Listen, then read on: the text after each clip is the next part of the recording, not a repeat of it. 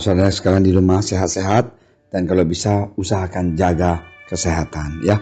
Jangan kerumunan dan pesta-pesta dan makan-makan kumpul-kumpul ya. Jaga jarak ya. Oke, banyak makanan yang bergizi dan olahraga, dan kalau bisa jemuran ya. Oke. Kita bersama-sama berdoa. Terima kasih Tuhan Yesus atas hari ini yang begitu luar biasa. Tuhan berkati kami. Tuhan, sebentar lagi kami akan baca firman Engkau. Kuatkan iman kami. Dalam nama Engkau Tuhan Yesus, kami telah berdoa. Haleluya. Amin. Saudara sekalian, di Matius 6 ayat 33, ini sering sekali kita baca, tetapi carilah dahulu kerajaan Allah dan kebenarannya, maka semuanya itu akan ditambahkan kepadamu. Hari ini kita lihat bahwa ayat ini ya begitu luar biasa, mengatakan carilah kerajaan Allah dahulu. Nah, apa sih yang diartikan carilah kerajaan Allah dahulu dan kebenarannya? Sebelum kita bertobat, kita anggap bahwa apa yang di dunia ini, yaitu kesuksesan material kita, keuangan ataupun prestasi kuliah kita, sekolah kita, itulah yang paling utama dan itulah yang segala-galanya. Tiap tahun dulu zaman saya kuliah di Taiwan dan Hong Kong, pasti ada anak yang bunuh diri karena tidak bisa lulus masuk ke universitas yang terkenal. Kerajaan mereka itu, orang tua, adalah universitas anak dia. Saya pernah sekolah di National Taiwan University, adalah UI-nya Indonesia gitu loh. Dan bapak mama itu mengharapkan, itu adalah mimpi besar mereka. Kalau dikasih $1 juta atau mau anaknya masuk University of Taiwan, kayaknya dia mau pilih yang University of Taiwan, anaknya bisa masuk ke sana. Nah, inilah zaman dulu yang belum kita kenal Tuhan. Prestasi anak kita, keberhasilan anak kita adalah segala-galanya. Nah, hari ini sesudah kita kenal Tuhan, mindset kita, rencana keluarga kita, rencana kita terhadap anak-anak kita, semuanya berubah. Dahulu hari yang utama adalah istilahnya, kemungkinan sering kita dengar, memang tidak dapat dipungkirin, dan saat membuka mata di pagi hari sampai malam hari, ada begitu banyak hal yang harus dilakukan dan dikerjakan, ya kan? Nah, yang menjadi perenungan dan pertanyaan bagi kita, bagaimana kita menemukan dan menentukan hal yang paling utama dalam hidup kita ini. Dulu kita bangun, kita sibuk mencari uang, kita kerja, kita segalanya. Nah, kita sekarang tanya, apa sih yang paling utama dalam hidup kita? Kita perlu dipahami, kesalahan dalam menentukan prioritas akan bisa membawa kita kepada hal-hal yang sangat merugikan. Contohnya, aku pernah lihat orang yang bangun pagi sampai dia malam, non-stop pikirannya kerja, cari duit, kerja dan cari duit. Nah, alam ayat ini tidak masuk akal buat dia. Ya.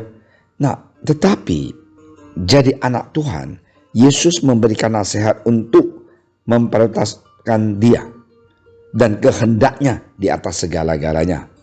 First priority and second priority, third priority, itu penting sekali. Prioritas yang pertama di dalam kehidupan kita adalah carilah dahulu kerajaan Allah dan kebenarannya.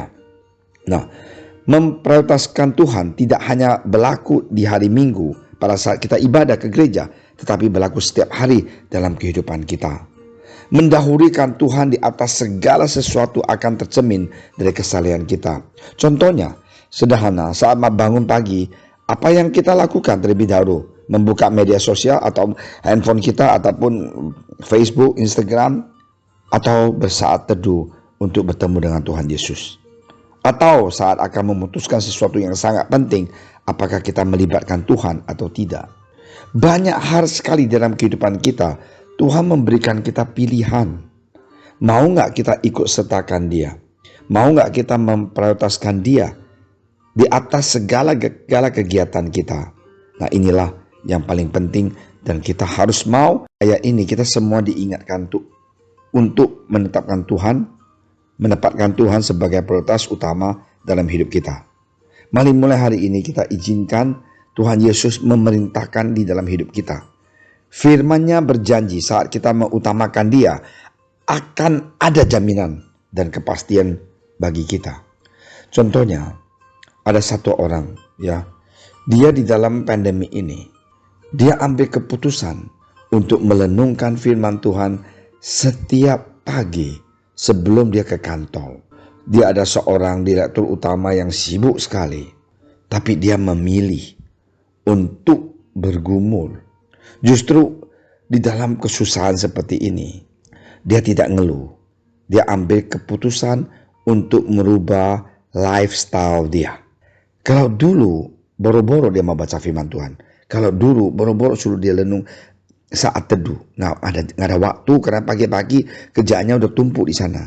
Di dalam pandemi ini, dia dibentuk Tuhan, diingatkan Tuhan, hai anakku, apa yang kamu capek-capek, habis semuanya kalau seandainya Tuhan mau ambil.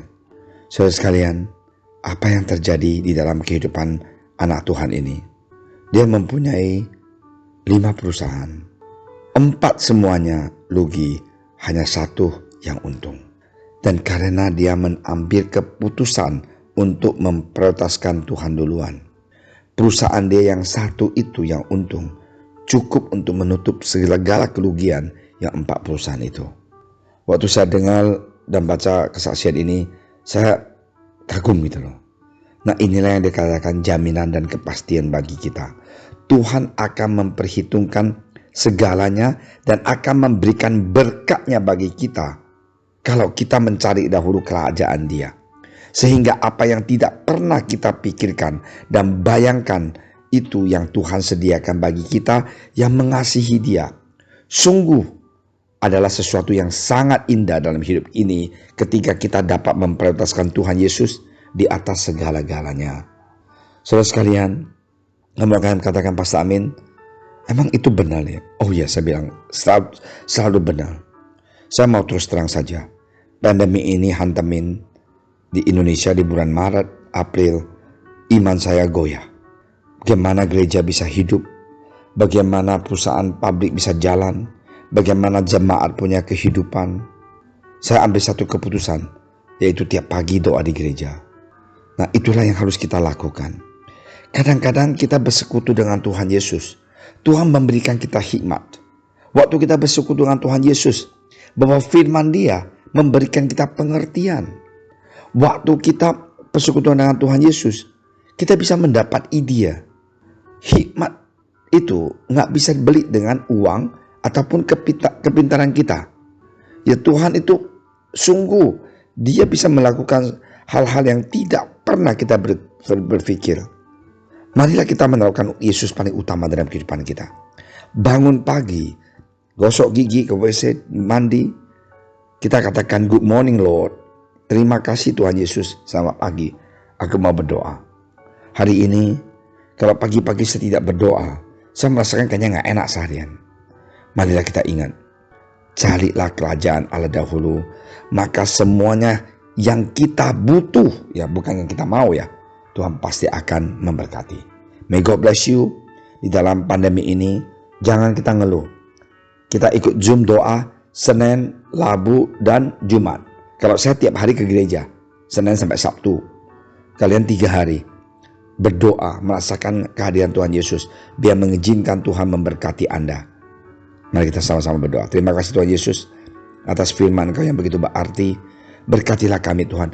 Berikan kami hati yang haus dan lapar untuk bisa mencari Engkau, memprioritaskan Engkau dalam kehidupan kami.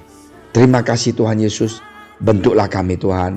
Tolonglah kami supaya kami bisa menjadi anak Engkau yang berkenan di hadapan Engkau. Berikan kami kekuatan untuk mempunyai kelinduan, untuk mau melekat dengan Engkau, cinta Engkau, dan ikut Engkau. Dalam nama